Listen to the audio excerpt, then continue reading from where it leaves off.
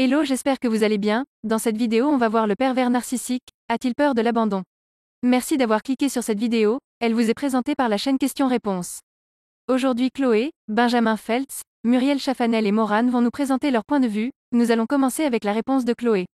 Oh que oui, le PN n'est guidé que par ses peurs, peur du rejet, peur de l'abandon, peur de l'humiliation, peur de ne pas être aimé et accepté pour ce qu'il est, d'où ce faux self, peur de l'indifférence, peur de l'oubli, peur de se retrouver seul, peur d'être trahi, manipulé, trompé. C'est la raison pour laquelle il adoptera toujours des comportements que je qualifierais de préventifs. On parle d'ailleurs à ce titre de mécanisme de défense pervers narcissique. Il attaque avant d'être attaqué. En suivant cette logique, cela explique pourquoi il mentira, manipulera, trahira, trompera, quittera et abandonnera, dans la plupart des cas, avant que sa victime ne puisse le faire et ne le replace dans cet état de faiblesse qu'il a déjà connu dans le passé et qui est à l'origine de son trouble. C'est parce que le PN a peur de l'abandon qu'il contrôle maladivement sa victime. Ce que la victime prend au début pour de l'intérêt durant la période de love booming n'est en réalité que du contrôle. Tu fais quoi? Tu es où? Avec qui? Parenthèse fermant. Point. C'est parce qu'il a peur de l'abandon qu'il cherche à avoir le pouvoir sur sa victime, qu'il la manipule, qu'il l'isole, qu'il instaure l'emprise sur elle et qu'il la rend dépendante de lui. En créant une relation fusionnelle durant la période de love booming, il tente de reproduire ce lien maternel, cet état de fusion entre la mère et l'enfant. Les deux phases essentielles au développement de l'enfant sont l'individuation et la séparation, et c'est parce qu'elles ne se sont pas passées correctement qu'il recommence avec tout ce qu'il croise. S'il n'y avait pas ce phénomène d'emprise, la victime partirait dès les premières manipulations.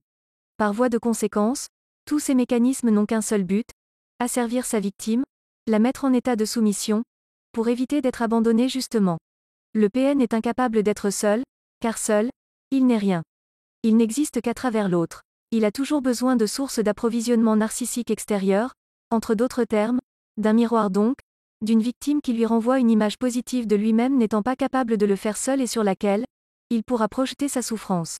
La raison à cela, sa faille identitaire, sa mésestime de lui-même. Le PN est insécure de manière permanente et incurable. C'est grâce à sa victime que le PN se tolère. Seul, le PN est face à son vide intérieur avec un risque de décompensation majeure, de schizophrénie ou de suicide. Pour éviter cela justement, le PN a toujours un temps d'avance. Comme il a peur de manquer de sources d'approvisionnement narcissique, c'est une question de survie pour lui, il se constitue un stock de proies au quotidien qui sera disponible en cas de besoin. Ce sont de nouvelles victimes dénichées sur des sites de rencontres ou réseaux sociaux, mais aussi et surtout, des par exemple.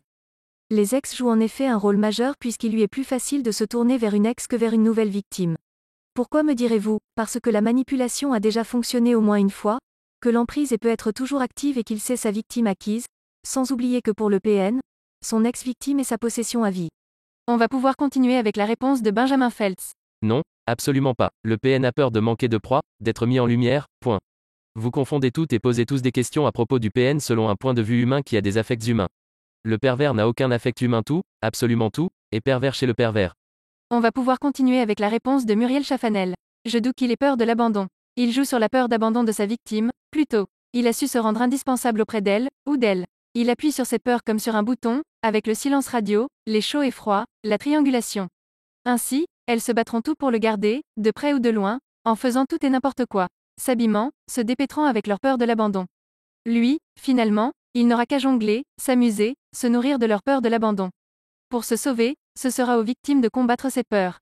Sourire. On va pouvoir continuer avec la réponse de Morane. De l'abandon, du rejet, c'est plus sa victime qui a peur de l'abandon, d'où la dépense affective. Et lui il le sait, alors il en profite un max. Sinon il a aussi peur que son image, sa réputation soit entachée, d'être mis à nu. La vidéo est terminée, merci d'être resté jusqu'à la fin. Si vous avez trouvé la réponse que vous recherchiez, merci de laisser un like et de vous abonner, ça nous aiderait beaucoup. C'est maintenant la fin de cette vidéo, pensez à laisser un commentaire pour nous dire si ces réponses vous ont plu. Au revoir et à la prochaine.